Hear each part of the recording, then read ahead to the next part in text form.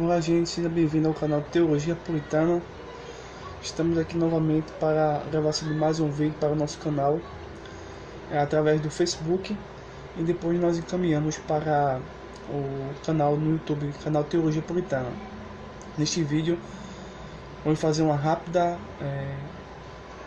comentário da lição bíblica do primeiro trimestre de 2020, cujo tema é a raça humana, a origem, queda e redenção. Trata-se, sobretudo, de um estudo antropológico, cuja perspectiva é dentro de uma visão bíblica e cujo referencial é o Criador. Outras abordagens antropológicas, feitas pelas ciências sociais, ou pela sociologia, ou pela própria antropologia, de maneira equivocada, observam o homem e a sua natureza e a forma como ele se comporta no meio da sociedade, da cultura, da política e da religião de uma forma evolutiva. Ou seja, as ciências sociais, por negarem certos critérios da verdade, no sentido de que elas correm e fogem da realidade, onde o homem é visto como produto do acaso. Então as ciências sociais, lamentavelmente, perdem a essência por negarem aquilo que faz um homem ser homem, a antropologia bíblica, por preconceito e algum tipo de critérios equivocados no qual as ciências sociais têm ganhado o seu papel nas universidades, erra e peca bastante por negarem as escrituras ao estudar um homem, assim como faz a própria psicologia, que vai por um viés quase ateísta. Então, eu vou trazer um pequeno texto aqui que faz viés a nossa objetivo e a nossa forma de trabalhar neste canal. Bem, em tempo de apostasia, a verdadeira interpretação sobre os textos bíblicos, ou seja, a realidade espiritual, social, econômica e política, é a espada e o escudo do cristão. Mas será que você consegue discernir entre tantas denominações, religiões, o verdadeiro mestre do falso? Estudar a Bíblia, um conjunto de 66 livros, significa usar a hermenêutica e a exegese, ou seja, teologia, história, apologética, de maneira sábia, correta, segundo as normas estabelecidas. Por isso, criamos o canal Teologia Puritana, para você entender como provar, ou examinar, ou analisar os falsos espíritos. Você pode depois meditar um pouco na primeira carta de João, no capítulo 4, versículo do número 1 ao versículo do número 3. Então, assista, compartilhe e se inscreva no nosso canal. No vídeo de hoje vamos, novamente dizendo, vamos ser bem breve e trabalhar aqui um pequeno comentário importante que deve ser comentado nas escolas dominicais, em especial nas igrejas Assembleias de Deus. Bem, a lição do número 5 vai no dia 2 de fevereiro de 2020. O tema é a unidade da raça humana. Então, inicialmente, quando nós entendemos o que nós entendemos por unidade, significa que existe uma pluralidade, ou seja, existe uma diversidade de raças humanas, no qual está inserido dentro de uma unidade, ou seja, o homem foi criado com elementos para serem diferentes e distintos, mas não contraditórios com a sua natureza. Mas diante do pecado, essa contradição existe, mas no sentido da raça humana como unidade só existe uma. Bem, o texto áureo é: não temos nós todos o mesmo Pai? Não nos criou o mesmo Deus? Por que seremos desleais um para com os outros, profanando o concerto de nossos pais? É Malaquias, capítulo 2, versículo 10. E a verdade prática é: apesar das muitas línguas, povos e nações, toda a humanidade provém de um único casal, Adão e Eva. Nesse sentido, somos todos irmãos. Sobre essa verdade prática, me deixe comentar rapidamente a respeito desse ponto interessante. Segundo a biologia, segundo os melhores estudos atualmente, todos os seres humanos, todos eles, carregam em seu genoma parte do DNA de um homem e de uma mulher, que, de acordo com eles, viveram há dezenas de anos. Segundo um novo estudo da universidade, esses antecedentes comuns vieram da África. Veja só, pega esse primeiro elemento da África, certo? E você vai compreender o que nós queremos passar. Eles são chamados de Eva mitocondrial e Adão cromossomial, Y. Então nós temos um único pai e uma única mãe, no sentido de sermos descendentes de Adão e de Eva, certo? Indo mais adiante, a leitura bíblica em classe é Atos capítulo 2, 17, versículo 22 ao versículo 28. O objetivo geral é o seguinte: esclarecer que toda a humanidade provém de um único casal, Adão e Eva. Em outros vídeos eu já comentei e mencionei como provar historicamente a existência de Adão e Eva através de escritos de povos que preservaram, de certa forma, a origem e alguns elementos que aconteceram no Jardim do Éden, certo? Então isso é importante citar isso, que Adão e Eva são seres históricos. O livro de Gênesis é uma situação histórica. Objetivos específicos: apresentar a unidade racial do ser humano. Segundo, discorrer sobre a unidade linguística original da humanidade. Terceiro, refletir sobre a unidade de Cristo, a unidade em Cristo. Temos a introdução, que me permita mencionar aqui uma questão. Fomos criados por Deus, provimos de um único casal, Adão e Eva. No primeiro Adão, todos pecamos e fomos destituídos da glória divina. Todavia, em Jesus Cristo, homem perfeito, o último Adão, todos sem exceção podem ser salvos e reconciliados com Deus. Ponto 1. A unidade racial do ser humano. Temos aqui: essa doutrina é suficiente em si mesma para destruir as bases ateias e anticristãs do evolucionismo, como estamos conversando um pouco sobre isso. E se você quiser saber um pouco mais sobre evolucionismo, temos alguns vídeos no canal falando sobre os erros e equívocos do evolucionismo. Depois você procura a nossa playlist sobre esse tema. E temos aqui sobre ponto 1, a origem divina do ser humano, sobre ponto 2, a unidade racial do ser humano, e sobre ponto 3, a unidade psicológica do ser humano. Deixa eu destacar aqui a questão do subsídio didático pedagógico do primeiro ponto. Os estudiosos cristãos, os campos da psicologia, sociologia, lembram-nos constantemente de que a Bíblia não é um livro de ciência, é um relato de Deus e seu relacionamento com a criação. Nesse ponto, eu gostaria de fazer uma rápida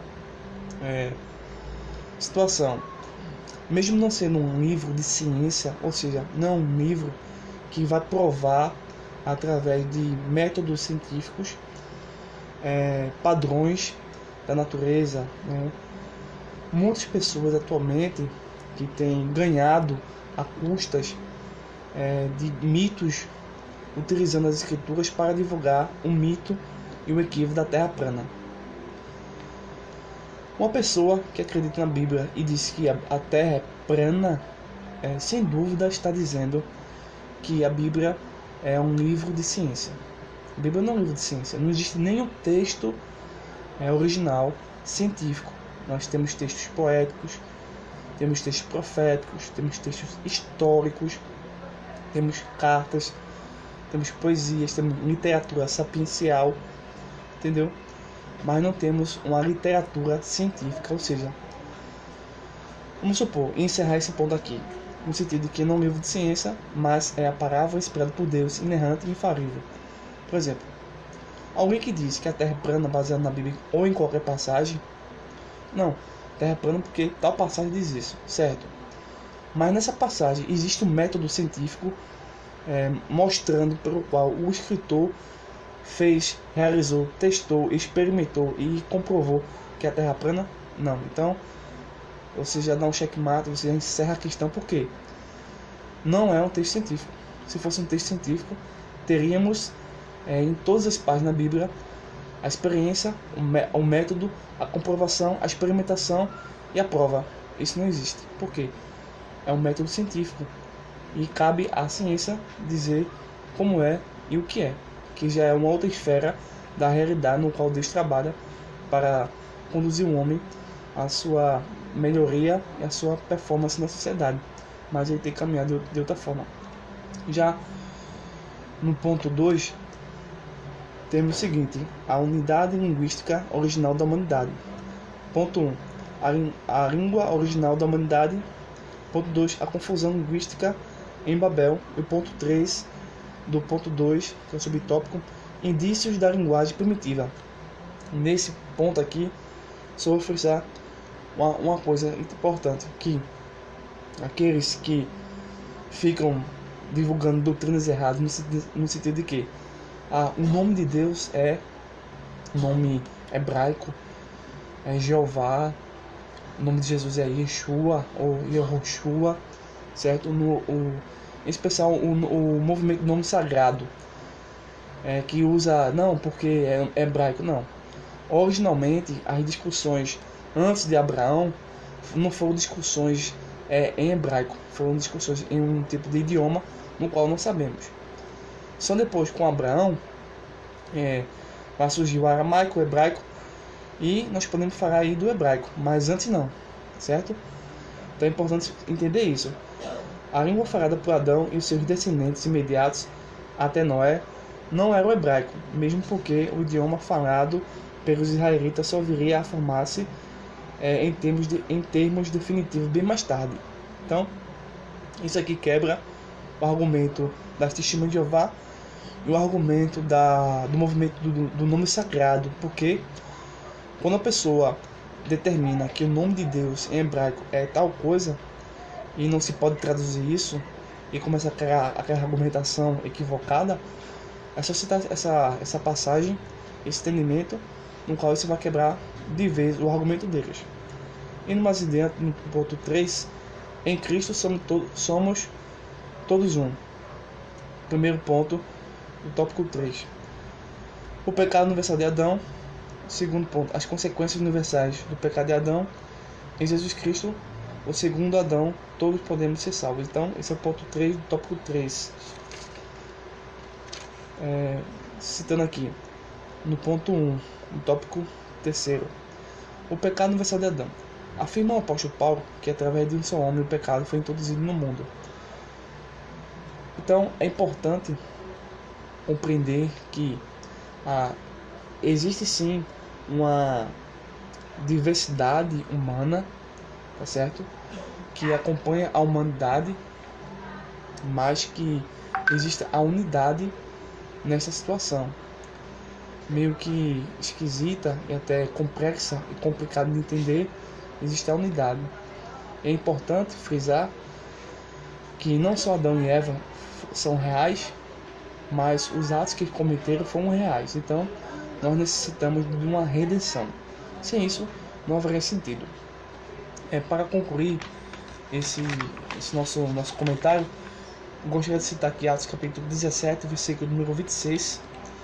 Deixa eu pegar aqui a minha Bíblia, que vai concluir a nossa explicação de hoje neste vídeo.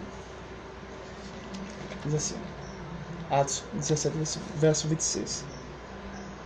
De um só fez toda a raça humana para habitar sobre toda a face da terra, havendo fixado os tempos previamente estabelecidos e os limites da sua habitação. Então o apóstolo Paulo, aqui em Atenas, em especial no Areópago, ele está mostrando a realidade teológica, apologética e do mundo físico de uma terra esférica, no qual Deus criou Adão e Eva, e através dele ocorreram todas as situações como conhecemos no livro do Gênesis. Então aqui ele prega o evangelho autêntico e ele manifesta o evangelho de Cristo. Portanto, mesmo sabendo que no mundo existe toda uma diversidade cultural, religiosa, porque o ser humano ele é religioso por natureza e não tem como negar isso. Existe sim a unidade dentro da diversidade nesse sentido, certo? E para finalizar, eu gostaria aqui de recomendar pelo menos 2 livros no que diz respeito à antropologia. Esse livro aqui, na verdade, é uma correção, mas no momento eu só tenho esse, certo? Sobre antropologia, especificamente, do estudioso Herbert Carlos Campos, Estudos em Antropologia Bíblica. Então, da editora Ragno, recomendo esse sobre antropologia, é muito bom, certo? É uma cosmovisão dicotômica e recomendo Perguntas Difíceis de Responder, no que diz respeito ao espírito e a alma humana no sentido teológico. Então eu acredito que essa nossa explicação da lição bíblica foi importante, porque a unidade existe dentro da diversidade, certo? E que se você gostou desse vídeo, se inscreva, compartilhe e não deixe de comentar e deixar alguma sugestão, alguma dúvida, alguma pergunta sobre o que acabamos de conversar. Até o próximo vídeo.